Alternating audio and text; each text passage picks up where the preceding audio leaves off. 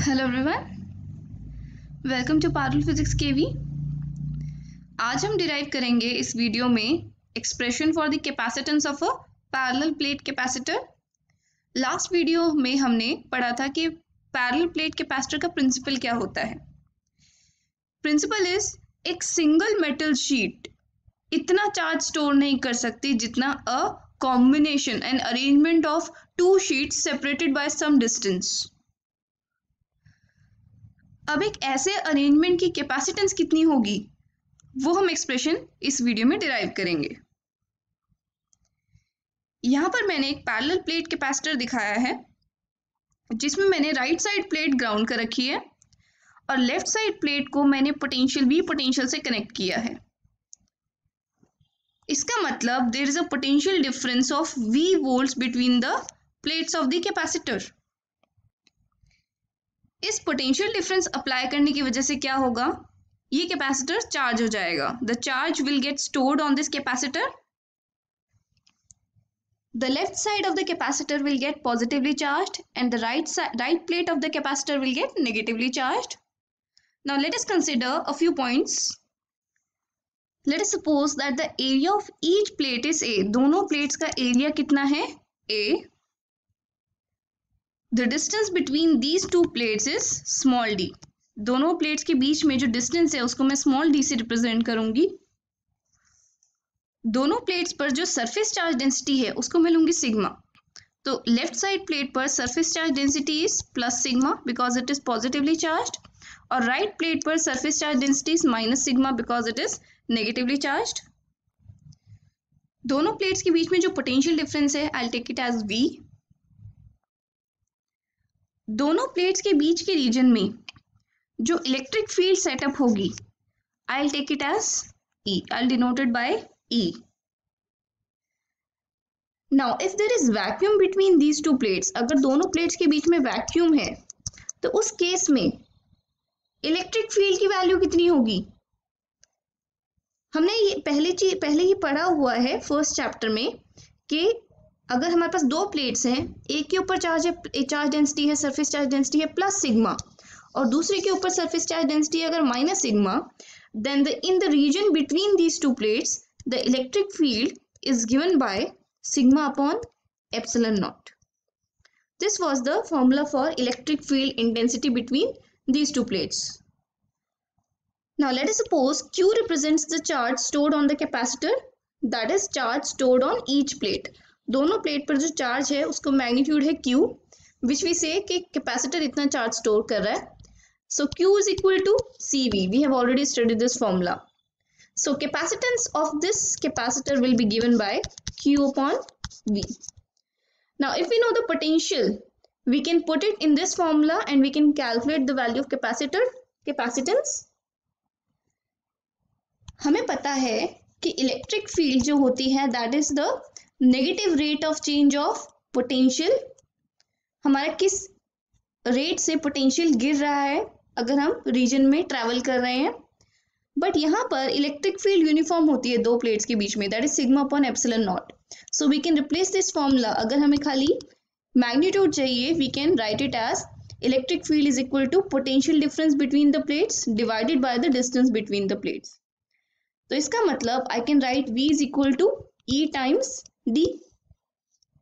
So I can put it over here in this formula.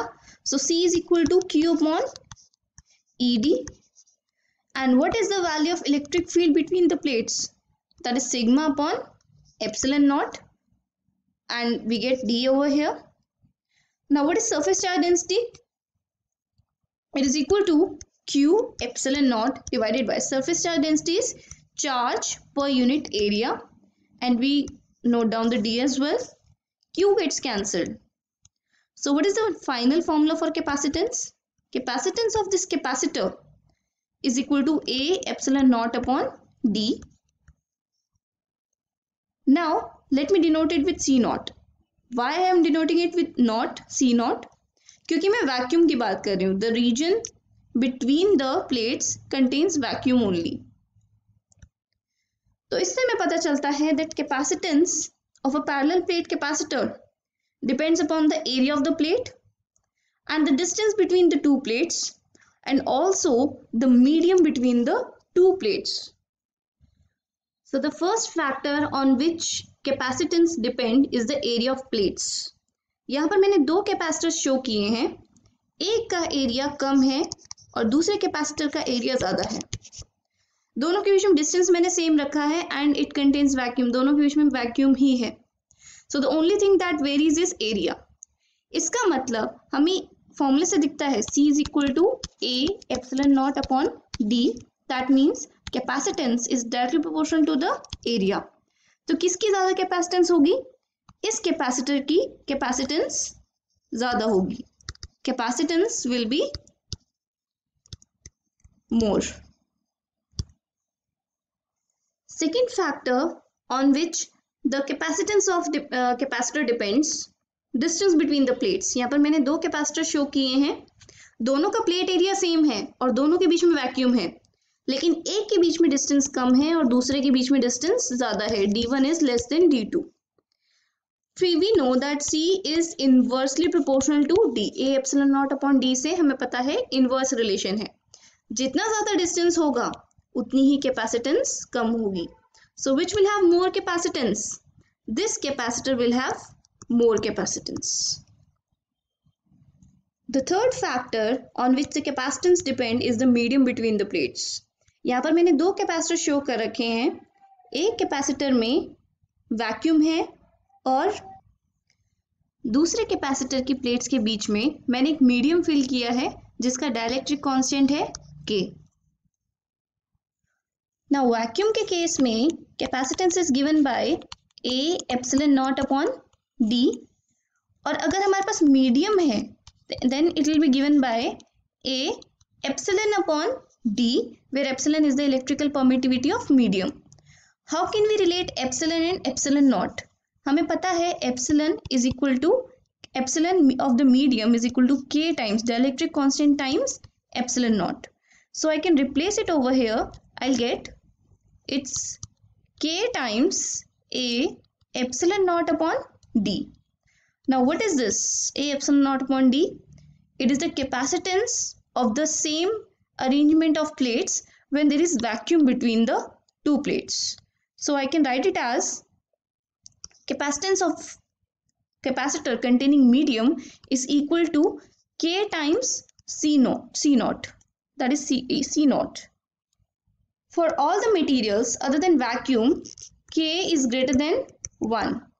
तो इसका मतलब medium अगर मैं इंट्रोड्यूस कर देती हूँ प्लेट्स के बीच में, मेरी कैपेसिटेंस इंक्रीज हो जाती है Cm, that is the capacitance of capacitor with medium is greater than when there is vacuum between the plates. Let's think over one more point. जब हम इस कैपेसिटर को चार्ज करते हैं तो इसके अंदर एनर्जी कहाँ स्टोर्ड होती है? Is it stored on the plates of capacitor?